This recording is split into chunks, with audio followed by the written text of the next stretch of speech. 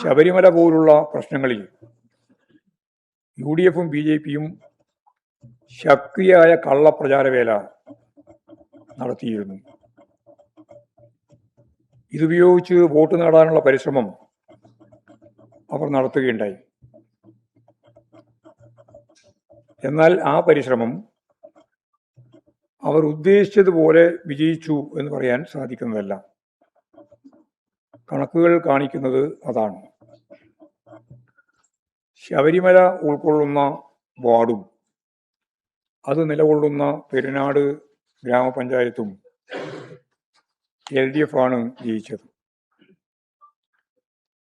ശബരിമല വിശ്വാസികളുടെ കേന്ദ്രമായി നിലകൊള്ളുന്ന പന്തളം മുനിസിപ്പാലിറ്റി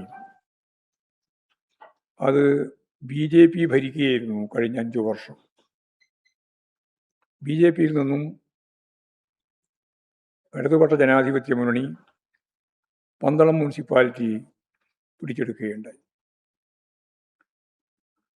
മാധ്യമങ്ങൾ തുടർച്ചയായി നടത്തിക്കൊണ്ടിരുന്ന തെറ്റായ പരാമർശങ്ങൾ, പ്രചാരവേലകൾ, കമ്മ്യൂണിസ്റ്റ് വിരുദ്ധ ആശയത്തിന് വലിയ രീതിയിൽ പ്രചരണം നൽകിയിട്ടുള്ള ഈ മാധ്യമ ശൃംഖലകളുടെ പ്രവർത്തനം ജനങ്ങളിൽ തെറ്റിദ്ധരിപ്പിക്കുന്നതിന് വേണ്ടിയുള്ള നിലപാടായി നിലകൊണ്ടു എന്നുള്ളത് ഞങ്ങൾ ആദ്യം തന്നെ ചൂണ്ടിക്കാണിച്ചതാണ്. അത് ശരിയുമായിരുന്നു.